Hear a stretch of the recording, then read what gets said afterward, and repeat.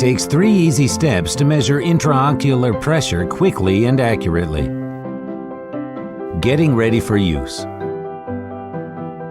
First of all, take the protective cap off. Please make sure to disinfect the protective ring and vibrator rod before the first use of the tonometer and before each new patient. Please avoid penetration of disinfectant inside the device. How to activate the tonometer. Shortly press the on-off button to switch the tonometer on. When activated, the tonometer makes a beep and displays a moving arrow on its display, which is a signal of its readiness for measuring. The G or M symbol in the top right corner of the display stands for the current measuring mode. The indicator in the top left corner shows battery charge level. How to do the measuring. Ensuring proper patient's position. Patient's position is essential for accurate measuring results. To get the most precise measurements, you need to make sure that the patient's head is tilted back parallel to the floor. The eye gaze line makes up an angle of 45 degrees from an upright direction. You can use your thumb as a fixation point for the eye gaze. Stretching the eyelid. Stretch the upper eyelid of the patient's left eye with the index finger of your free hand, but do not press on the eyeball. The edge of the upper eyelid should be slightly above the limbus, showing a narrow strip of sclera between the edges of the limbus and eyelid. Hold the eyelid in this position during measurement. The doctor's position and placement of the measuring rod. Please make sure to disinfect the protective ring and vibrator rod before each new patient during the measuring process. The hand holding the tonometer should rest against the patient's forehead. Place the tonometer rod 2 to 3 millimeters above the ciliary margin of the eyelid. Several measuring spots are recommended, which are convenient both for the doctor and patient. The measuring procedure. Place the tonometer vertically down. Gently lower it by 2 or 3 millimeters until it makes a single beep. Do not push the device down too hard. The protective ring should be 2 to 3 millimeters above the eyelid surface while measuring. How to ensure the most accurate measuring results. Follow these simple rules to achieve precise measurements. Ensure a proper grip and gliding movements of the tonometer. Provide support for the hand to make your own movements more precise. The patient's gaze must be fixed at the test object. Place the tonometer strictly upright. Stretch the eyelid smooth, avoiding any folds. Place the tonometer rod properly and make sure it doesn't shift along the eyelid surface. The proper patient's position is ensured. The head tilted back horizontally, the gaze fixed upon the test object at an angle of 45 degrees. For accuracy self-check, do the measuring procedure again for the second and third time. The final steps and switching the tonometer off. Switch the device off by shortly pressing the button. Place the tonometer with the rod up and put the protective cap back on. Safety measures.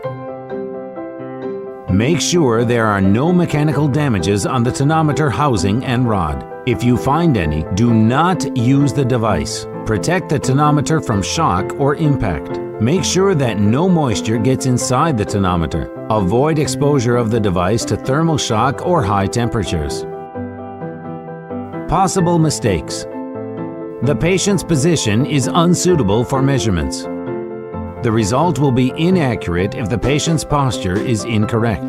For precise measuring results, the patient's head must be tilted back parallel to the floor. The eyelid is stretched incorrectly. Possible mistakes. The eyelid edge is below the limbus and touches the cornea.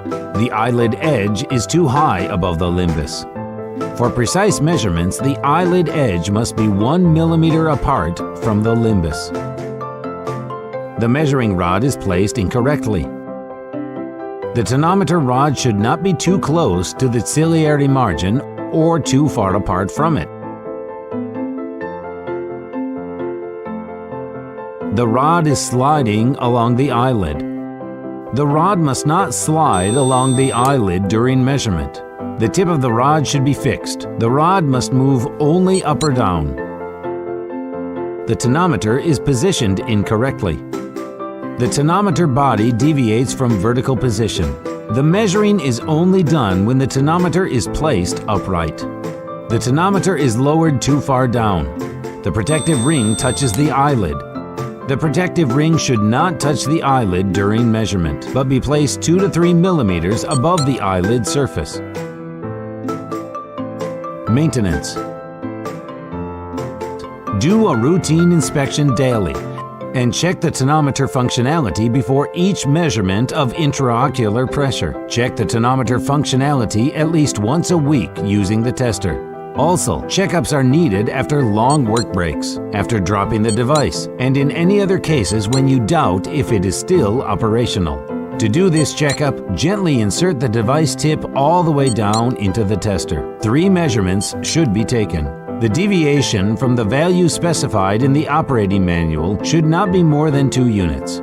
Clean the tonometer from dust and dirt when needed. If you see a dead battery symbol on the display, replace the batteries.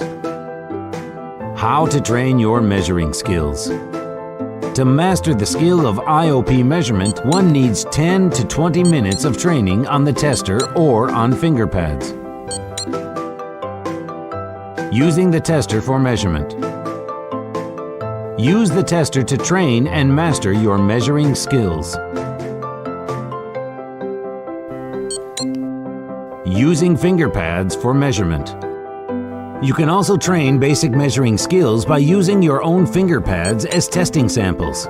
When training your measuring skills, both on the tester and the finger pads, try to get the same results on the same measuring spot. Additional information. To obtain the most reliable results and to fully appreciate all the advantages of transpalpebral scleral tonometry, you only need to master the use of this tonometer. Please read the operating manual carefully. Use the tester to carry out a few test checks of the tonometer's operation and make sure to observe all the recommendations described in the manual. Also, avoid constrained movements when handling the tonometer. Practice the tonometry process on testing samples until you do it automatically. Your measurement results shall become accurate enough only after you learn to freely operate the tonometer and manage to obtain consistent test results. While mastering the skill of stable tonometer usage, you need to select patients who have no history of ophthalmic pathologies, preferably young.